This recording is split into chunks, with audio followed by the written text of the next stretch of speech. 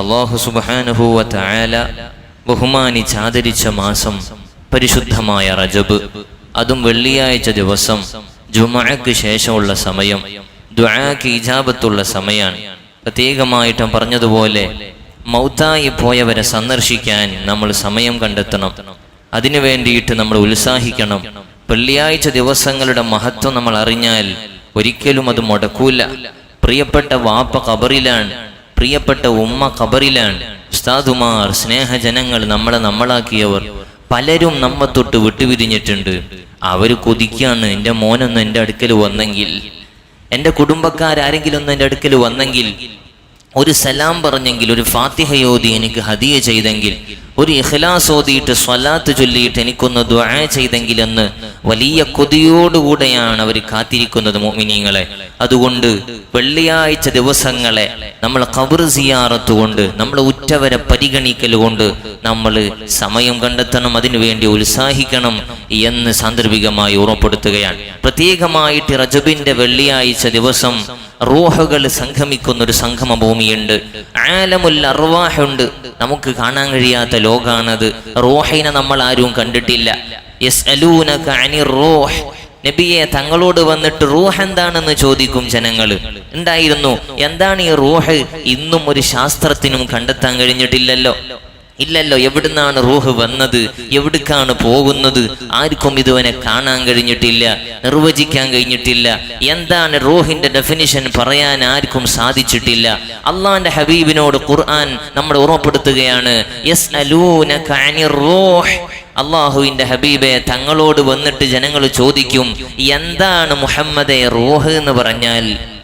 റൂഹ് എന്ന് പറഞ്ഞാൽ എന്താന്ന് ചോദിക്കുമ്പോൾ നിങ്ങൾ പറയേണ്ട മറുപടി, ഖുലിർ റൂഹു മിൻ അംരി റബ്ബി, ഇത് എൻ്റെ റബ്ബിന്റെ തീരുമാനാണ്, അള്ളാഹുവിനറിയുന്ന കാര്യമാണ്, ഇങ്ങനെ അതിന് മറുപടി പറയേണ്ടതുള്ളൂ എന്ന് അല്ലാഹു സുബ്ഹാനഹു വ തആല മുത്തായ തങ്ങൾ മുഹമ്മദ് മുസ്തഫ സ്വല്ലല്ലാഹു അലൈഹി വസല്ലമ തങ്ങളോട് പറഞ്ഞതാണ്. ഈ റൂഹുകൾ നമ്മിൽ നിന്ന് പിരിഞ്ഞുപോയ മഹാന്മാരുടെയും അതുപോലെ സാധാരണക്കാരുടെയും എല്ലാവരുടെയും റൂഹുകൾ ചെന്നെത്തുന്ന ഒരു സ്ഥലങ്ങളുണ്ട്. നല്ല നല്ല മനുഷ്യരുടെ റൂഹുകൾ എത്തുന്ന സ്ഥലത്തിന് പറയുന്ന പേരാണ് ഇല്ലിയീൻ എന്ന സ്ഥലം. ഇല്ലിയീൻ എന്ന സ്ഥലത്ത് ആരേ ഉണ്ടാകുള്ളൂ? നല്ല സജ്ജനങ്ങളായ ആളുകളുടെ റൂഹുകളെ അവിടെ സംഗമിക്കുകയുള്ളൂ. ദോഷികളായ പാപികളായ ആളുകളുടെ റൂഹും ഇവിടെ നിന്ന് പിരിഞ്ഞു പോകുന്നുണ്ട്. അത് നല്ല മനുഷ്യരുടെ റൂഹിനോട് സഹവസിക്കൂല. അത് സിജ്ജീൻ എന്ന് പറഞ്ഞ സ്ഥലത്താണ് സംഗമിക്കുന്നത്. സാധുക്കളായ ആളുകൾ, നമ്മിൽ നിന്ന് മൗത്തായി പോയ ആളുകൾ പലരും പുനർജനിപ്പിക്കപ്പെടുന്ന സമയത്ത് മഗ്ഫൂരീങ്ങളായി, എല്ലാം പൊറുക്കപ്പെട്ടവരായി ജനിപ്പിക്കപ്പെടും. അത് അവരുടെ അഹ്ലുകാർ അവർക്ക് നടത്തുന്ന പ്രാർത്ഥനയുടെ ഫലമായിരിക്കും, അവർക്ക് ചെയ്യുന്ന സ്വതക്കകളുടെ ഹദിയകളുടെ ഗുണം കൊണ്ടായിരിക്കും എന്നും മുഹമ്മദ് മുസ്തഫ സ്വല്ലല്ലാഹു അലൈഹി വസല്ലം. അതുകൊണ്ട് വെള്ളിയാഴ്ചകൾ നമ്മിൽ നിന്ന് പിരിഞ്ഞുപോയ ആളുകളെ സിയാറത്ത് ചെയ്യാൻ, അവർക്ക് വേണ്ടി ഖുർആൻ ഓതി ഹദിയകൾ ചെയ്യാൻ നമ്മൾ സമയം കണ്ടെത്തേണ്ടതുണ്ട്. പ്രത്യേകിച്ച് റജബിന്റെ ആദ്യത്തെ വെള്ളിയാഴ്ച ദിവസം അവർ പ്രതീക്ഷയോടെ കാത്തിരിക്കുമെന്നാണ്. അള്ളാഹു നമുക്ക് തൗഫീഖ് നൽകുമാറാകട്ടെ. അസ്സലാത്തു മിഅ്റാജുൽ മുഅ്മിൻ, നിസ്കാരം അത് മുഅ്മിനായ മനുഷ്യന്റെ മിഅ്റാജാണ്. മുത്തു മുഹമ്മദ് മുസ്തഫ സ്വല്ലല്ലാഹു അലൈഹി വസല്ലമ തങ്ങൾ ഏഴാകാശവും കടന്ന് സിദ്റത്തുൽ മുൻതഹയും കടന്ന് അല്ലാഹുവിങ്കലേക്ക് യാത്ര പോയ സമയമാണ് റജബ്. റജബ് 27-ാം രാവ് അല്ലാഹു സുബ്ഹാനഹു വ തആല നമുക്ക് സമ്മാനമായി നൽകി അള്ളാന്റെ ഹബീബിന്റെ കയ്യിൽ കൊടുത്തയച്ച ഒരു ഗിഫ്റ്റാണ് നിസ്കാരം എന്നുള്ളത്. ഓരോ നിസ്കാരങ്ങളും, ഇപ്പോൾ നമ്മൾ ജുമുഅ നിസ്കരിച്ചു, ഓരോ നിസ്കാരവും അത് മുഅ്മിനിന്റെ മിഅ്റാജാണെന്ന് മുഹമ്മദ് മുസ്തഫ സ്വല്ലല്ലാഹു അലൈഹി വസല്ലം. ഭൂമിയിൽ നിന്ന് വാനലോകം കടന്ന് അള്ളാനെ കാണാൻ ഒരാൾക്ക് അവസരം കിട്ടിയിട്ടുണ്ടെങ്കിൽ അത് അഷ്റഫുൽ ഖൽഖ് മുഹമ്മദ് മുസ്തഫ സ്വല്ലല്ലാഹു അലൈഹി വസല്ലമ തങ്ങൾക്ക് മാത്രമാണ്. വേറെ ഒരു ഖൽഖിനും അങ്ങനത്തെ ഒരു അവസരം കിട്ടിയിട്ടില്ല. തങ്ങളെ നയിച്ചു കൊണ്ടുപോകാൻ അല്ലാഹു പറഞ്ഞയച്ച ജിബ്രീൽ അലൈഹി സ്വലാത്തു വസ്സലാം പോലും ബഹറുന്നൂർ വിട്ടുകടന്നിട്ടില്ല. ദഅനി തഖദ്ദം യാ ഹബീബി ലാ തഖാഫ് അബ്ശിർ തുനാജി റബ്ബകൽ ഖയ്യൂമാ തങ്ങൾ മുന്നിട്ടോളൂ, തങ്ങളെ റബ്ബിനെ കണ്ടോളൂ, ഇവിടുന്ന് അങ്ങോട്ട് എനിക്ക് പ്രവേശനമില്ല. ജിബ്രീൽ അലൈഹിസ്സലാത്തു വസ്സലാമിന് പോലും പ്രവേശനമില്ലാത്ത പ്രത്യേകമായ ഇടത്തേക്ക് മുത്തായ തങ്ങളെ അള്ളാഹു വിളിക്കുകയാണ്. അങ്ങനെ വിളിച്ചു വരുത്തിയിട്ട് അള്ളാഹു ഈ ഉമ്മത്തിന് സമ്മാനമായി നൽകിയതാണ് മുഅ്മിനീങ്ങളെ നിസ്കാരം, സകാത്ത്, നോമ്പ്, മറ്റുള്ള ഹജ്ജ് കർമ്മങ്ങളാകട്ടെ, ഇസ്ലാമിന്റെ മറ്റു നമ്മളോട് കൽപ്പിക്കപ്പെട്ട കാര്യങ്ങളാകട്ടെ, അതിൽ നിന്നെല്ലാം വ്യത്യസ്തമായിട്ടാണ് നിസ്കാരം നമുക്ക് തന്നിട്ടുള്ളത്. അത് അങ്ങോട്ട് വിളിച്ചു വരുത്തിയിട്ട് നമുക്ക് വേണ്ടി കൊടുത്തയച്ചതാണ്. അല്ലെ, ഒരു പരിഗണനയാണത്. വീട്ടിലേക്ക് വിളിച്ചു വരുത്തിയിട്ട് ഒരു സമ്മാനം കൊടുത്ത് തിരിച്ചയക്കും പോലെ അള്ളാഹുവിൻ്റെ അടുക്കലേക്ക് വിളിച്ചു വരുത്തി റബ്ബ് സുബ്ഹാനഹു വ തആല ഏൽപ്പിച്ചതാണ്. 50 വക്ത് നിസ്കാരമായിരുന്നല്ലോ, ചരിത്രം നമുക്കറിയാം. 50 വക്ത് നിസ്കാരമായിരുന്നല്ലോ. വഴിയിൽ വെച്ച് മരണപ്പെട്ടു പോയ അമ്പിയാക്കളെ കണ്ടിട്ടുണ്ട്. അതേ അമ്പിയാക്കൾ മരിച്ചാലങ്ങ് മണ്ണോട് ചേർന്നു പോയി, അവര് ദ്രവിച്ചു പോയി. സാധാരണ പോലെ തന്നെ എന്ന് വിശ്വസിക്കുന്നവർക്കുള്ള മറുപടിയാണ് മുത്തുനബി പറഞ്ഞ വാക്ക്. ഞാൻ ഓരോ ആകാശത്തും മുൻകാല നബിമാരെ കണ്ടു. ആദൻ നബിയെ കണ്ടു, ഖലീലുല്ലാഹി ഇബ്രാഹിം നബിയെ കണ്ടു, മൂസാ നബിയെ കണ്ടിട്ടുണ്ട്. പോരാ, മുഴുവൻ അമ്പിയാക്കൾക്കും ഇമാമായി ഞാൻ ബൈത്തുൽ മുഖദ്ദസിൽ നിസ്കരിച്ചിട്ടുണ്ട്.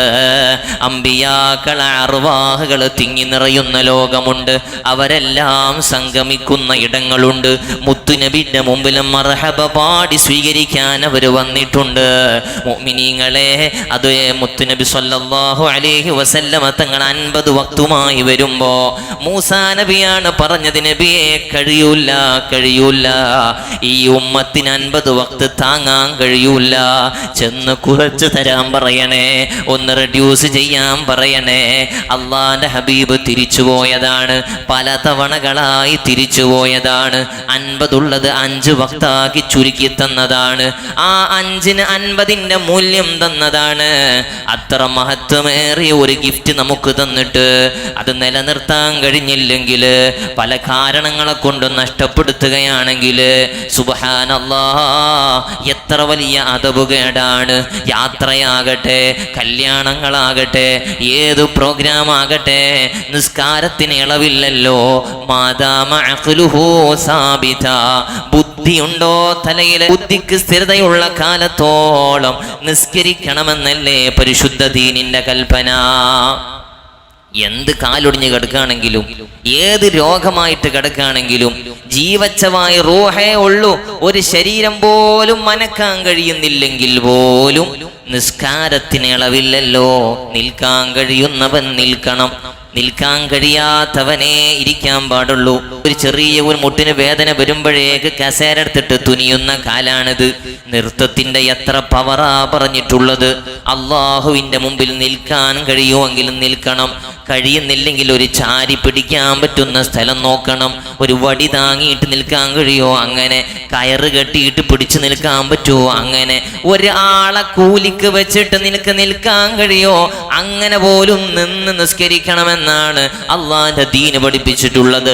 നല്ല ഉഷാറിൽ കുളൂസിൽ നടന്നു വന്നിട്ട്, ബൈക്കൊക്കെ നല്ല ഉഷാറിൽ കിക്കറടിച്ച് തന്നെ വന്ന ആളാണ്. ഇവിടെ വന്നിട്ട് കസേരട്ട് നിസ്കരിക്കാൻ ഒരു പ്രോബ്ലം ഇല്ലാത്തവൻ, ഒരു പ്രശ്നമില്ലാത്തവൻ, അള്ളാഹുവിൻ്റെ മുമ്പിൽ നിസ്കരിക്കുകയാണെന്നുള്ള ബോധം വേണം. ഒരു രാജാവിൻ്റെ മുമ്പിൽ നമ്മൾ ചെന്നാൽ അഹങ്കാരത്തോടെ ഇരിക്കാൻ കഴിയോ? ഇരിക്കാൻ പറഞ്ഞാലും അതോടുകൂടെ ഇല്ല, ഞാൻ നിന്നോളാന്ന് വിനയത്തോടെ പറയുന്നവനാ നമ്മൾ. പക്ഷേ രാജാക്കന്മാരുടെ രാജാവ് അള്ളാന്റെ മുമ്പിൽ വന്നിട്ട് ഏതൊരു മോഡലായി ഫാഷനായിട്ട് കസേരയിട്ട് നിസ്കരിക്കുകയാണ്. കഴിയാത്തവരുണ്ട്, പ്രായമുള്ളവരുണ്ട്, വിഷമമുള്ളവരുണ്ട്, അവർക്ക് ഇളവുണ്ട്.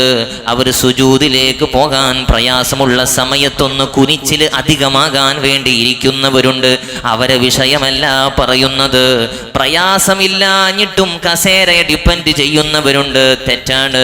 അത് കഴിയാത്തവൻക്കേ ഇരുത്തമുള്ളൂ. ഇരിക്കാൻ കഴിയാത്തവൻ വലതുവശത്തിന്മേൽ ചെരിയണം, അതിനും കഴിയാത്തവൻ ഇടതുവശത്തിന്മേൽ ചെരിയണം, അതിനും കഴിയാത്തവൻ നെഞ്ച് ഖിബിലയിലേക്കാകും വിധത്തിൽ മലർന്ന് കടന്ന് നിസ്കരിക്കണം. ഇങ്ങനെ ഓരോ സ്റ്റെപ്പും പറഞ്ഞിട്ടുണ്ട്, അള്ളാഹുവിൻ്റെ പള്ളികൾ അത് നിസ്കാരം നിലനിർത്താനുള്ളതാണ്. ഫീ ബുയൂത്തിൻ അദിനല്ലാഹു അൻ തുർഫഅ വയുദ്കറ ഫീഹാ ഇസ്മുഹു യുസബ്ബിഹു ലഹു ഫീഹാ ബിൽഗുദൂവി വൽ ആസാൽ. അള്ളാഹുവിൻ്റെ മസ്ജിദുകൾ അതിനു വേണ്ടിയിട്ടുള്ളതാകണം. ഇത് കൾച്ചർ ഉണ്ടാക്കാനുള്ള സ്ഥലമാണ്. നമസ്കാരം സംസ്കാരം രണ്ടും ഒരു വാചകത്തിൽ തന്നെ യോജിപ്പുണ്ടല്ലേ? നിസ്കാരം നമസ്കാരം എന്നും പറയും, സംസ്കാരം അതും പറയും. നിസ്കാരം കൊണ്ട് അവൻക്ക് സംസ്കാരം ഉണ്ടാകണം, നല്ല ഒരു സ്വഭാവം ഉണ്ടായിത്തീരണം. നിസ്കരിക്കുന്നവനിൽ നല്ല ക്വാളിറ്റി കാണണം. നിസ്കാരം അവനെ എല്ലാ തോന്നിവാസത്തിൽ നിന്നും തടയണം. ഇന്ന സ്വലാത്ത തൻഹാ അനിൽ ഫഹ്ശാഇ വൽ മുൻകർ. യഥാർത്ഥ നിസ്കാരമായിട്ടുണ്ടെങ്കിൽ അതവനെ സർവ്വ തോന്നിവാസത്തിൽ നിന്നും തടയുമെന്നാണ് ഖുർആൻ. പള്ളികൾ നിർമ്മിക്കപ്പെടുന്ന കാലമാണ്. അള്ളാന്റെ ഹബീബ് പറഞ്ഞു, ഖിയാമത്ത് നാളാകുമ്പോ വലിയ അമ്പരച്ചുംബികളായ മസ്ജിദുകൾ ഉയർന്നു വരും. നല്ല അലങ്കാരമുള്ള മസ്ജിദുകൾ വരും. പരസ്പരം മത്സരം വരികയാണ്. ഞങ്ങളെ പള്ളിയാണ് ഉഷാർ ഓലപ്പള്ളിയേക്കാൾ. പള്ളിയുടെ പേരിൽ പൊലിമ കാട്ടുന്ന കാലം വരികയാണ്. ഇത് മുത്തുനബിന്റെ വാക്കാണ്. പക്ഷേ അതേ എല്ലാ മസ്ജിദുകളും ഖറാബായിട്ടുണ്ടാകും. നിസ്കരിക്കുന്നവരുണ്ട്, പക്ഷേ തഖ്വ നഷ്ടപ്പെട്ടു പോയിട്ടുണ്ടാകും. അള്ളാനെ പേടിക്കുന്നവര് കുറവായിട്ടുണ്ടാകും. പള്ളിയുടെ പേരിൽ കലഹങ്ങൾ വരികയാണ്, പ്രശ്നങ്ങൾ വരികയാണ്, അടിപിടി വരികയാണ്. അള്ളാന്റെ ഹബീബ് നിർമ്മിച്ച മദീനത്തെ പള്ളിയെ കുറിച്ച് ഖുർആൻ പറഞ്ഞത് ലമസ്ജിദുൻ ഉസ്സിസ അല തഖ്വാ, തഖ്വയുടെ മേലിൽ നിർമ്മിച്ച പള്ളി എന്നാണ്. ബദലായി വേറൊരു പള്ളി ഉണ്ടാക്കിയിട്ടുണ്ട് മുനാഫിഖുകള്. അതിനെ പറഞ്ഞ ഖുർആൻ മസ്ജിദൻ ളിറാർ, മസ്ജിദുൽ ളിറാർ, പ്രയാസം ഉണ്ടാക്കുന്ന പള്ളി എന്നാണ് അതിന് പേര് പറഞ്ഞത്. പള്ളി നിർമ്മിക്കണം തഖ്വയുടെ പേരിൽ. അതിൽ എന്തിനാ വരുന്നത്? തഖ്വയുണ്ടാകാനാണ്. ഖുതുബയിൽ എല്ലാ വെള്ളിയാഴ്ചയും വസിയ്യത്ത് എന്താണ്? ഇത്തഖുല്ലാഹ്, തഖ്വ ചെയ്യൂ എന്നാണ്. ഇതുകൊണ്ട് സംസ്കാരം വർദ്ധിക്കണം, ഈമാൻ വർദ്ധിക്കണം, നിസ്കാരം നിലനിർത്തുന്നതാകണം, ദിക്ർ ചൊല്ലുന്ന സ്ഥലമായിരിക്കണം, വഅദ് പറയുന്ന സ്ഥലമായിരിക്കണം, ഇൽമു പറയാനുള്ള സ്ഥലമായിരിക്കണം മസ്ജിദുകള്. അതിൻ്റെ എല്ലാ നിലക്കുമുള്ള ഗുണങ്ങൾ ഛേദിക്കപ്പെടുമ്പോൾ, ഇല്ലായ്മ ചെയ്യപ്പെടുമ്പോ ആ പള്ളികൾക്ക് നേരെ കടാര വരും, പ്രശ്നങ്ങൾ വരും, ദുരിതങ്ങൾ വരും. ഈ ഉമ്മത്ത് അനുഭവിക്കേണ്ടി വരും. ഈമാനും തഖ്വയും മൂരപ്പെടുന്ന ഉമ്മത്തിനെ അവരെ ശത്രുക്കളെ കൊണ്ട് പരീക്ഷിക്കുമെന്നാണ് മുഹമ്മദ് മുസ്തഫ സല്ലല്ലാഹു അലൈഹി വസല്ലം. ദീർഘിപ്പിക്കുന്നില്ല. മൗത്തിന്റെ മുമ്പ് വരെ എല്ലാ ഹക്കും വീട്ടണം. റദ്ദുൽ മലാലിം, നിങ്ങൾ കൊടുക്കാനുള്ളതൊക്കെ കൊടുക്കണം. മഹാന്മാര് പറഞ്ഞതിന്റെ കൂട്ടത്തിൽ പറഞ്ഞു, നിസ്കാരം വല്ലതും മിച്ചുണ്ടെങ്കിൽ ഖളാ വീട്ടണം.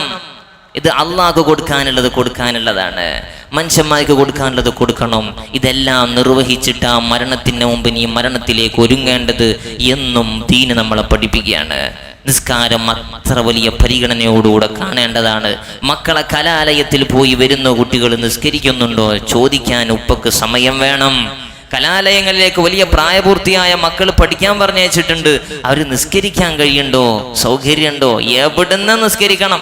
അള്ളാന്റെ ഭൂമിയിൽ മുഴുവനും നിസ്കാരത്തിന് നമുക്ക് അനുവദനമാക്കി തന്ന ഒരു ഉമ്മത്താ നമ്മൾ. എവിടെല്ലാം ചാൻസ് കിട്ടും അവിടുന്ന് എല്ലാം നിസ്കരിക്കണം. വൃത്തി ഉണ്ടായാൽ മതി എന്നാണല്ലോ. എത്ര ആഴത്തിലുള്ള മസലകളുണ്ട്. ഉടുക്കാൻ തുണിയില്ലെങ്കിൽ പോലും നിസ്കാരത്തിന്റെ മാന്യത കാണിച്ച് സമയത്തെ മാനിച്ച് നിസ്കരിക്കാൻ പറഞ്ഞിട്ടുണ്ട്. ഇത് നജസിലാണ്. ഇനി വേറൊരു സ്ഥലമില്ല, അവിടെയാണ് ഓനെ കെട്ടിയിട്ടിട്ടുള്ളത്. ഓന് ഹബ്സിലാണ്, തുറങ്കിലാണ്, അവിടെ മുഴുവനും മലിനമാണ്. ഉസ്താദേ പലപ്പോഴും പറയലത് ശരീരത്തിൽ മുഴുവൻ അഴുക്കാണ്, അല്ലെങ്കിൽ മണ്ണാണ്, വിയർപ്പാണ്, നിസ്കരിക്കൽ എങ്ങനെ? ഇതാ കാരണം പറയും. മോനെ, എപ്പോഴാ വിയർപ്പ് നജസായത്? എപ്പോഴാ മണ്ണ് നജസായത്? അങ്ങനെ നജസല്ലല്ലോ. അഴുക്കില് പോലാണ് നിന്നെ കെട്ടിയിട്ട് ഹബ്സിലാക്കിയതെങ്കിൽ പോലും നിസ്കരിക്കണം എന്നാ. ആ നിസ്കാരത്തെ മടക്കണം, അത് വേറെ ചർച്ചയാണ്. ആ സമയത്തെ മാനിച്ച് നീ സുജൂദ് ചെയ്യാതെ, നെറ്റിത്തടം നിലത്ത് വെക്കാതെ നിസ്കരിക്കണം എന്ന് പഠിപ്പിച്ച മതമാണ് ഇസ്ലാം. നീ റബ്ബിന്റെ മുമ്പിൽ നിന്റെ താഴ്മ കാണിക്കണം. ഒരു ദിവസത്തിൽ ഒരു 25 മിനിറ്റ് അള്ളാഹു തന്ന 24 മണിക്കൂറിൽ നിനക്ക് മാറ്റിവെക്കാൻ കഴിയില്ലെങ്കിൽ നീ എന്ത് നന്ദിയുള്ളവനാണ്. ഇത് നിസ്കാരത്തിന്റെ വാർഷികമാണ്. പരിശുദ്ധ റജബാണ്, എൻ്റെ നിസ്കാരം അല്ലാഹുവിന് വേണ്ടിയിട്ടുള്ളതായി തീരണം. ഖദ് അഫ്ലഹ മൻ തസക്ക, നിസ്കരിച്ചിട്ടും മനസ്സിന് സംസ്കരണം നടത്തിയിട്ട് വിജയിച്ചവനാകണം. അല്ലാഹു തൗഫീഖ് നൽകുമാറാകട്ടെ, അല്ലാഹു വിജയികളിൽ ഉൾപ്പെടുത്തുമാറാകട്ടെ. നിസ്കരിക്കുന്നത് ഖുശൂഅോടുകൂടെ അള്ളാന്റെ മുമ്പിലാണ് ഞാൻ നിൽക്കുന്നത് എന്നുള്ള ബോധത്തോടുകൂടെ നിസ്കരിക്കാനുള്ള തൗഫീഖ് അല്ലാഹു നമുക്ക് കനിഞ്ഞേകുമാറാകട്ടെ. പരിശുദ്ധ മാസത്തിൽ അല്ലാഹു നമുക്ക് വലിയ ബറകാത്തുകൾ ചൊരിഞ്ഞു നൽകി അനുഗ്രഹിക്കുമാറാകട്ടെ.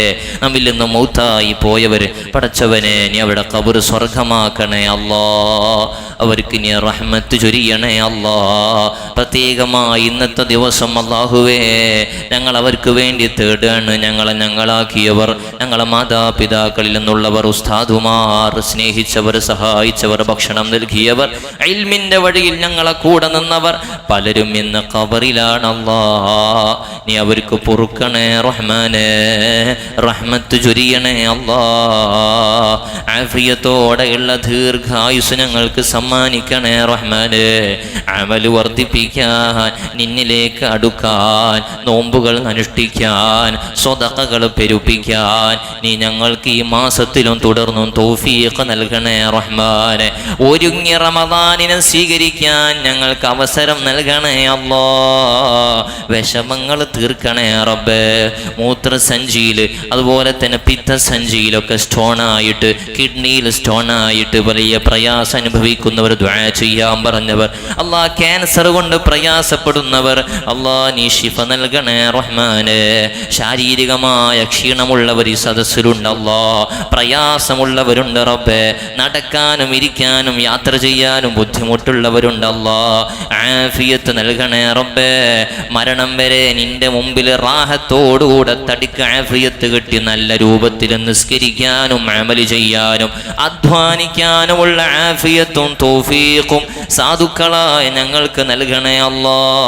ഞങ്ങളെ മറ്റുള്ളവർക്ക് ഭാരമാക്കല്ലേ റബ്ബേ, കിടത്തിക്കളയല്ലേ അല്ലാ, സാമ്പത്തിക ബാധ്യതയിൽ പെടുത്തല്ലേ അല്ലാ, കടത്തിൽ നിന്ന് മുക്തി നൽകണേ അല്ലാ, സന്തോഷം നൽകണേ റബ്ബേ. ഹജ്ജിന് ഉംറ സിയാറക്ക് ഒരുങ്ങിയവർ തൗഫീഖ് നൽകണേ അല്ലാ.